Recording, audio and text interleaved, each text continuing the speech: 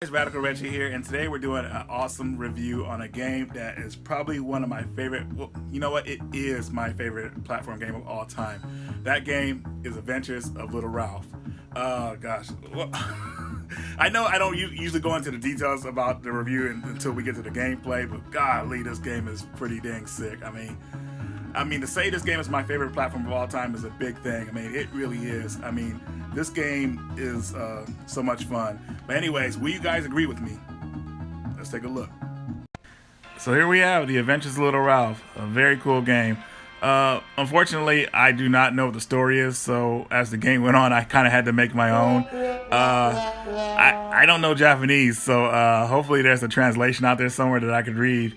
But from what I saw, or what I've seen, the game starts with a village pretty much being overrun by monsters, and as people are running away, one defender, which is Ralph, is trying to save everybody by defeating the monsters.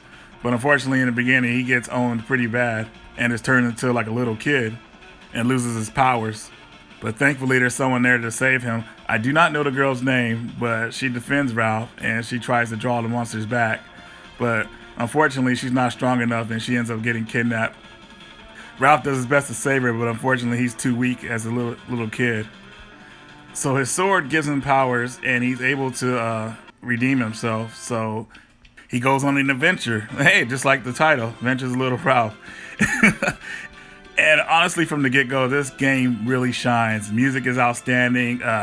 Very fun game. What I want to tell most people, though, is the game may look easy, but it's actually pretty tough. I mean, not for like most expert platform players like me, but you could tell that it has a kind of like a difficulty spike. Luckily, that's not in the beginning of the game, but more later in later levels. You'll deal with lots of platforming, and you actually get helpers that'll help you too, which is pretty cool in this game. That you'll throw projectiles and stuff like that. You get shields as well, so you could take more damage, because originally in the game, this game has one hit deaths, but if you get the shield, which comes every often, you could take 2 hits. One thing I want to say in this game, though, you have to be careful when you're jumping around, because if you rush too much, you get yourself killed. So just be careful of that until you get used to it. I made the mistake of rushing through this game, and I got killed a lot. And the deaths are pretty brutal depending on how you get killed. But overall, the game is really a lot of fun. I mean, it's a blast. I mean, it's definitely my favorite platform game of all time, and that's saying a lot. But of course, talking about platform games, I have to get into my favorite part about them, and that is boss battles. The boss battles in this game are pretty cool. I mean, all of them made me laugh and smile. A couple of them made me want to pull my hair out, what little there is.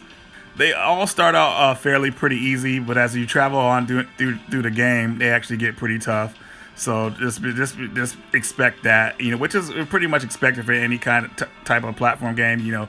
As you go on, you want it to get harder to keep the challenge up. And also, when you beat a level, Ralph keeps on trucking on. The game does not stop. You just keep going on until the next area, which is pretty cool. Going back talking about the boss fights in this game, I just want to say that even if you get killed by a boss, or whatever, the game lets you start back pretty much right near the boss again, so you won't get thrown back too far. As we know in these type of games, if you get thrown back, from fighting a boss or too far in the game, too far back, you'll kind of lose interest, and that kills the pacing. So the game lets you retry these bosses, somewhat to get used to them. And if you get just tired of playing, you can always save your game, which is pretty cool. You won't get to start near the boss, but you'll get to start somewhere close near the boss, depending on where you save at. When you get past the first 3 intro stages, the game starts to really take off and get tough. And even with the boss battles, pretty much the rest of the boss battles for the rest of the game after that turn to like versus Street Fighter battles, which is pretty cool. That's my expertise. These are 2-button fights, so you got your slash and you usually have your kick. Very simple. If you do motions and stuff like that, like you could do like a special moves like an uppercut, throw fireballs, or do the sword attack. The first fight is not too hard, but you really want to get used to the controls, because later on, AI gets tougher, and you don't want to get caught up not knowing what to do, or maybe I should say not knowing how to utilize your moves. Going back to the graphics, I can't say enough how much I love the much detail the developers put into the graphics. I mean, so much stuff is going on. It's just really cool. I mean, everybody has a certain type of animation, and especially Ralph has the most, of course. But like, you just could tell that they had a good time making this game. Also, like I said before, I mean, as you get further in the game, it starts to get tough. So you really got to be on your toes. But luckily, the game pretty much prepares you for that. I mean, you know, the beginning levels, it kind of warms you up to what is coming. So if you get good at platforming and being on certain like little platforms and everything, you'll be all right later on in the game. I mean, it's not easy, but you know, it's doable. Another thing too, this is the type of platform game that it makes you think that you're at the end of the game, but really, man, you're not. You know, they add a bunch of extra in there, which is pretty cool. So that's a breath of fresh air. I just can't tell you enough how much I really like this game. So much charm and charisma. Also, I don't know if I mentioned this before, but just to let everybody know that the controls are really crisp. Like, they really feel good. They're tight. You won't feel like you're gonna like you mess up anything. Like, if you do a lot of jumping and platforming in this game, so of course you want them to be tight. You won't feel like the game cheated you or anything like that. If you make a mistake on this game, you'll pretty much say, yeah, I messed up on my own. After beating this game, though, Little Ralph is definitely, Adventures of Little Ralph is definitely one of those games that you want to have a sequel. Unfortunately, I don't really see that happening with the company. I don't know what happened to them. They're called New, but it's hard to find any information on them. So it's safe to say they might be defunct. But either way, they left a part of their legacy here, and that is all right with me. If some of you guys really like the fighting versus fighting part of the game actually has a versus mode that you could play, access. It's all right, but it's just something there. In the beginning in the game, if you're interested, it'll teach you the controls and everything, so that's pretty cool. Another good thing about this game is that, you know, it has the old school aspect of keeping a high score, so collect those extra treasures to get the high score. So there you have it, guys. That's my review on Adventures of Little Ralph. Total hidden gem, awesome game. Unfortunately, the game is pretty expensive, and it'll cost you probably around somewhere from probably $100 to $300. I was lucky enough to get mine.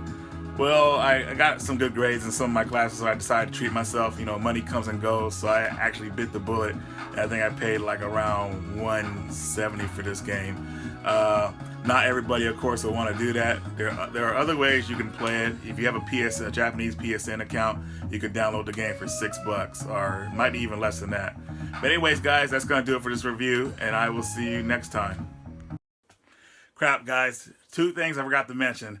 The game's difficulty is set to easy, so if you play on easy, you're gonna get the premature ending. It's cool, I guess, but if you want the full package, you gotta go to the options, put the game on normal. You'll get the full game, real ending, all boss battles, and also there's a sound test. Sound test is really cool too because you can actually listen to the game in 8-bit music as well. So just remember that. Anyways, guys, I'm done, and I'll see you next time.